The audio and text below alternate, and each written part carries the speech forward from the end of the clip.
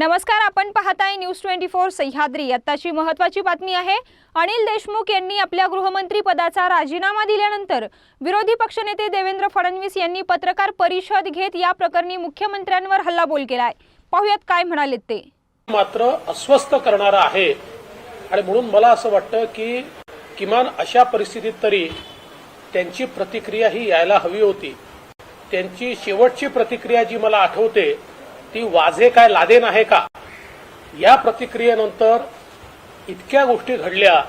तो लादेन आहे का अजून काय आहे, दाऊद आहे का काय आहे हे मला माहिती नाही, पण तो नेमका काय आहे हे समोर आल्यानंतर आणि या सगळ्या एपिसोड नंतरही मुख्यमंत्री का बोलत नाहीत हा माझा सवाल आहे। सर, ते वक्तव्य केलं आणि ते अंगलट आलं आणि गृह खात्याचा कारभार देखील लोकांच्या समोर आला म्हणून मुख्यमंत्र्यांनी सोयीस्कर म्हणून स्वीकारलं। असं असतं की शेवटी राज्याचे प्रमुख मुख्यमंत्री असतात आणि अशा परिस्थितीमध्ये जेव्हा परिस्थिती अडचणीची असते, जेव्हा आपण स्वतः आपलं सरकार अडचणीत असतं, अशाही परिस्थितीमध्ये त्या परिस्थितीला फेस करून मुख्यमंत्र्यांनी लोकांना आश्वस्त करायचं असतं की ठीक आहे, चूक झाली असेल तर आम्ही ती सुधारू किंवा आमचं याच्यावर हे म्हणणं आहे। अशा गोष्टी मुख्यमंत्र्यांच्या माध्यमातून समोर यायला पाहिजे, पण तशा आलेल्या दिसत नाही।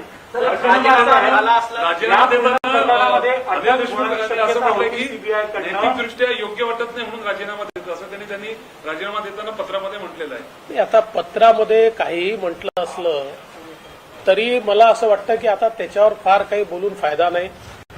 नैतिकता या दिवशीच आठवायला पाहिजे होती, पण ती आता जरी आठवली असेल माननीय उच्च न्यायालयाच्या निर्णयानंतर तरी देखील नैतिकता कधी आठवली तर त्याचं स्वागतच केलं पाहिजे। साहेब, प्रश्न असा आहे की सीबीआय यामध्ये एफआयआर घेईल, सिटिंग मिनिस्टर अरेस्ट होणार आहे असं दिसलं म्हणून हा राजीनामा घेतला गेला। एक दुसरा असा आहे की सीबीआय चौकशी करेल पण आर्थिक गैरव्यवहार झालेला आहे, त्यासाठी ईडीची एंट्री यामध्ये आपण नाकारता येणार नाही। पहिली गोष्ट तर अशी आहे की सीबीआय कोणाला अरेस्ट करेल किंवा करणार नाही या संदर्भात सीबीआय स्वतः सांगू शकेल, पण एक सिटिंग होम मिनिस्टरच्या संदर्भात जेव्हा सीबीआय इन्क्वायरी कोर्ट सांगतं त्यावेळी त्यांना त्या पदावर राहताच येत नाही, कारण एक प्रकारचा कॉन्स्टिट्यूशनल कॉन्फ्लिक्ट हा त्यातनं निर्माण होतो की एक एजन्सी अशा पदावरच्या व्यक्तीची चौकशी कशी करेल की जो स्वतः ते जे काही गुन्हे आहेत त्या गुन्हे घडण्याच्या संदर्भात इन्व्हेस्टिगेशनचा कस्टोडियन आहे,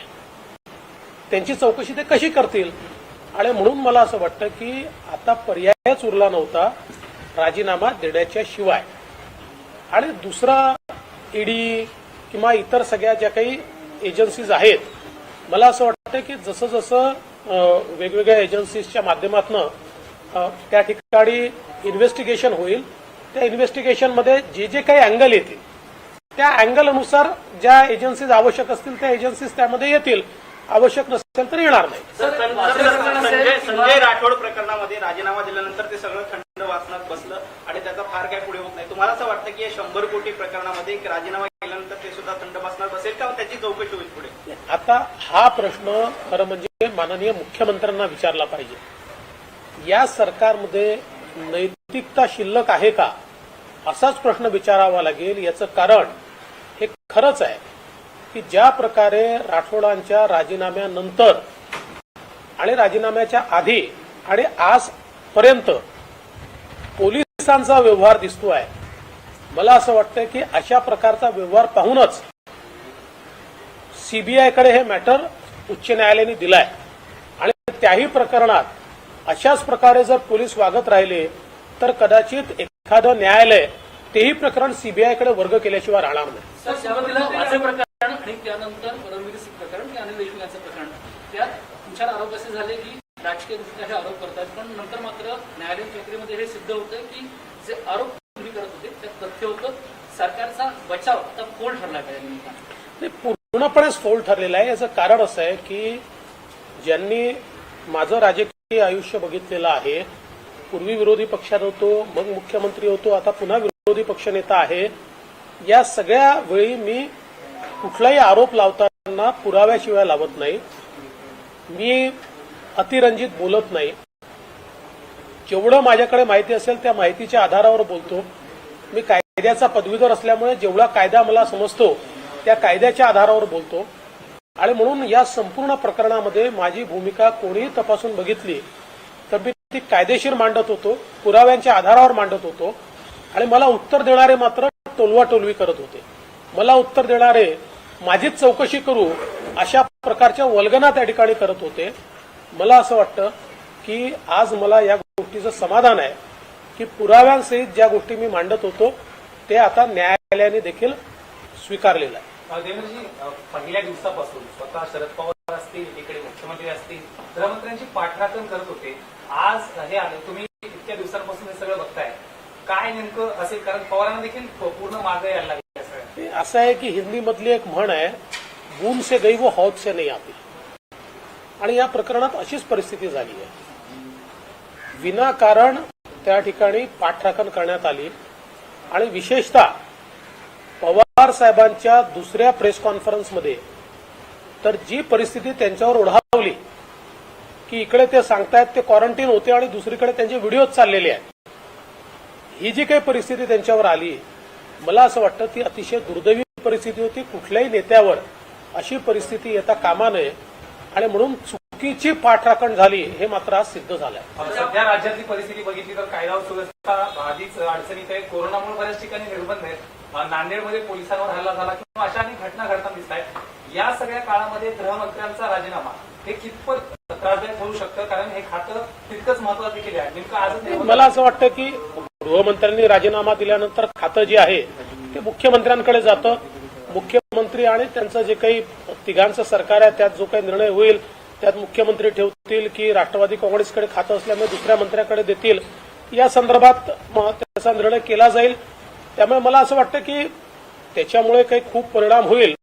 त्याला जर महिना 2 महिने निर्णयच नाही झाला की कोणाकडे ठेवायचा आहे किंवा मुख्यमंत्र्यांनी जर निर्णय केला स्वतःकडेच ठेवायचा आहे, तोही निर्णय झाला नाही तर मात्र त्याचा परिणाम नक्की होऊ शकतो. प्रश्न असा की जेव्हा सरकार अस्तित्वात आले एक वाक्य सर्वांनी बोललं असतं की जनतेच्या मनातलं सरकार असं सरकार म्हणलं जात होतं.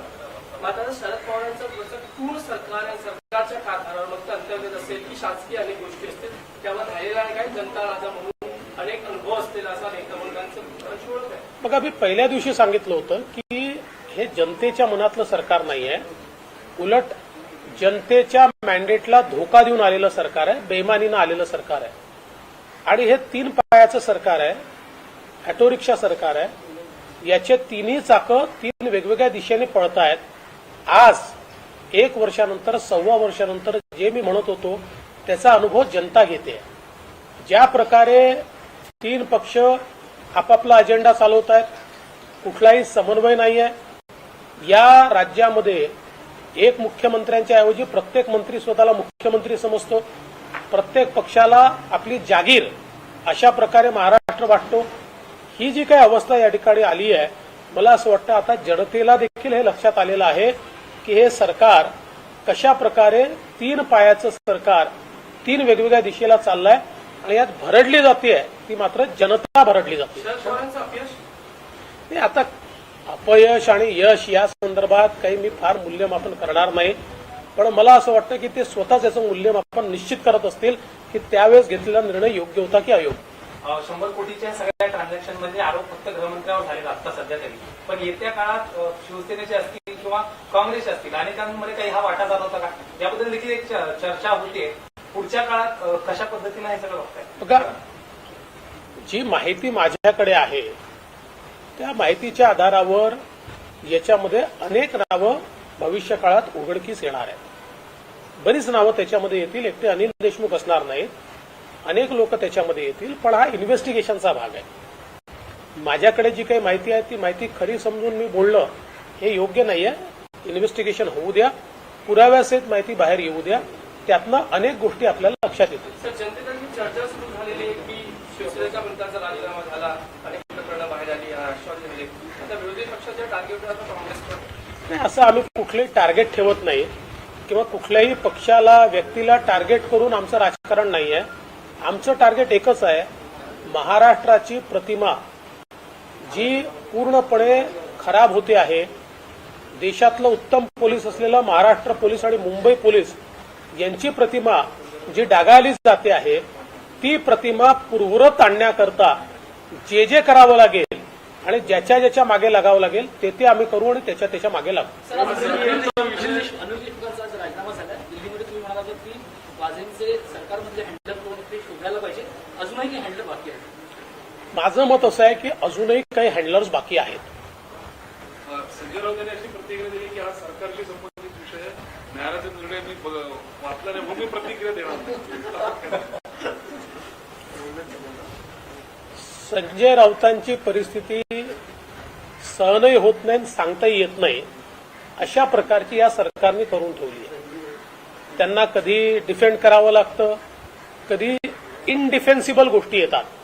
ज्या गोष्टीचा बचावच करता येत नाही त्यावेळेस मग ते अशा प्रकारचं मी वाचलं नाही आहे, मी पाहिलं नाही आहे, मला माहिती नाही आहे, मी सरकारमध्ये नाही आहे, अशा गोष्टी ते सांगतात. मला असं वाटतं की त्याला काय ठीक आहे, ती त्यांची प्रतिक्रिया. हिंदी में जानना चाहेंगे, आज एक सुप्रीम हाईकोर्ट की तरफ से बड़ा फैसला कह सकते हैं सरकार को लगा और गृहमंत्री को आखिरकार इस्तीफा देना पड़ा. आपकी पहली प्रतिक्रिया? देखिए, गृह मंत्री का ये इस्तीफा बहुत पहले आना चाहिए था.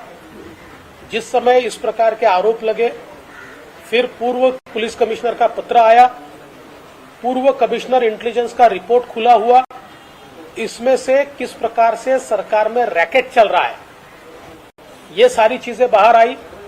सचिन वाझे इनके इन्वेस्टिगेशन में जो चीजें बाहर आई वो आश्चर्यचकित करने वाली थी. एक प्रकार से मुंबई और महाराष्ट्र में सिंडिकेट राज चल रहा था. ये सारी चीजें बाहर आने के बाद तुरंत इस प्रकार का इस्तीफा ये गृह मंत्री से लेना चाहिए था, लेकिन वो इस्तीफा नहीं लिया गया.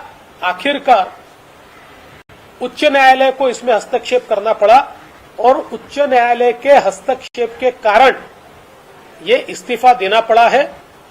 लेकिन जहां एक और ये इस्तीफा हुआ है, वही मैं दूसरी ओर सवाल पूछना चाहता हूं कि मुख्यमंत्री मौन क्यों है. ये पूरा प्रकरण बढ़ता गया, प्रकरण जटिल होता गया, परत दर परत खुलता गया. इसमें से कई आश्चर्यचकित करने वाली चीजें बाहर आई, कई सरकार का और स्टेट का नाम खराब करने वाली घटनाएं घटी. इन सारी चीजों में मुख्यमंत्री जी मौन रहे. पिछला स्टेटमेंट जो मुख्यमंत्री जी का मुझे याद आता है तो वाजे कोई लादेन थोड़ी है. इस प्रकार से वाजे का समर्थन या उसका बचाव मुख्यमंत्री जी ने किया था. तब से लेकर आज तक ऑफिशियली एक भी बात मुख्यमंत्री जी ने इसके ऊपर नहीं की है. मुख्यमंत्री क्या गठबंधन की मजबूरी की वजह से नहीं बोल रहे थे सरकार बचाने के लिए या और किसी तरह का दबाव? देखिए, इसका जवाब तो मुख्यमंत्री दे पाएंगे. हाँ, ये जरूर है कि सरकार को बचाने के लिए अलग अलग प्रकार के कॉम्प्रोमाइज वो लगातार कर रहे हैं, लेकिन ये कॉम्प्रोमाइज सरकार बचाने का कॉम्प्रोमाइज नहीं है, तो स्टेट के साथ कॉम्प्रोमाइज है. ये महाराष्ट्र की इज्जत के साथ, महाराष्ट्र की अस्मिता के साथ एक प्रकार का कॉम्प्रोमाइज हो रहा है और इसलिए मुझे लगता है इस पर जवाब तो मुख्यमंत्री जी को देना पड़ेगा. तेलगी स्कैम के बाद इतने बड़े पैमाने पर भ्रष्टाचार या पुलिस दल का जो डैमेज हुआ था वो आज इस समय हुआ है, तो ऐसी स्थिति में आप कैसे देखते हैं? देखिए, पुलिस फोर्स को प्राइवेट आर्मी की तरह वसूली के लिए अगर इस्तेमाल किया जाए तो इससे दूसरा कोई अलग उसमें से निष्कर्ष नहीं आ सकता है. जिस प्रकार से सिंडिकेट राज तैयार करके पुलिस का उपयोग हफ्ता वसूली के लिए, पुलिस का उपयोग सेटलमेंट के लिए ये सरकार करने लग गई थी, तो इसमें से ऐसा ही हश्र उसका निकलने वाला था और वही चीजें हमारे सामने आई है. इसके लिए पुलिस जिम्मेदार नहीं है. देखिए, पुलिस एक फोर्स होता है. इस फोर्स को चलाने वाली सरकार उसका इस्तेमाल किस प्रकार से करती है, इस पर वो फोर्स काम करता है, क्योंकि उसके पास बहुत अधिकार होता है, पावर होता है. और ये पावर अगर निरंकुश हो जाए, क्योंकि उसको चलाने वाली सरकार उसका निरंकुश उपयोग करने लगे, तब ये पावर कहीं न कहीं लोगों को डैमेज करता है. और वही स्थिति हमने महाराष्ट्र में देखी. इसकी पूरी जिम्मेदारी सरकार की है. आपने पूरे मामले को परत दर परत खोला, आप पर भी आरोप लगे कि आप राज्य सरकार को अस्थिर करने के इस तरह के बेबुनियाद आरोप लगा रहे हैं. आप केंद्रीय गृह सचिव के पास भी गए, आपको केंद्रीय एजेंसी के पास ही मामला सौंपा गया है. दूध का दूध पानी का पानी अब होगा. मैं बिल्कुल मानता हूं कि दूध का दूध पानी का पानी होगा, बहुत चीजें इसमें से बाहर आएगी। मैं तो ऐसा कहता हूं कि जिसको अंग्रेजी में टिप ऑफ आइसबर्ग कहते हैं, उस प्रकार से ये बिल्कुल छोटी छोटी चीजें अभी बाहर आई है। जैसे ही इन्वेस्टिगेशन आगे बढ़ेगा, कई चेहरों के ऊपर से पर्दे हटेंगे और एक प्रकार से क्लिंजिंग, एक प्रकार से सफाई ये इस इन्वेस्टिगेशन के माध्यम से होगी। तो जांच की दिशा बहुत आगे बढ़ती हुई अभी नजर आ रही है, क्योंकि सीबीआई की एंट्री होगी, ड्राफ्ट के सीबीआई इंक्वायरी करेगी, लेकिन 100 करोड़ और ये सारे आंकड़े जो हैं, ये कहीं ना कहीं जिस एजेंसी के बाद एक्सपर्टी है वो है ईडी। तो ऐसे में सीबीआई जांच के बाद या अगर मामला दर्ज होता है सीबीआई में, उसके बाद ईडी भी इसकी जांच करें, ऐसा मानते हैं?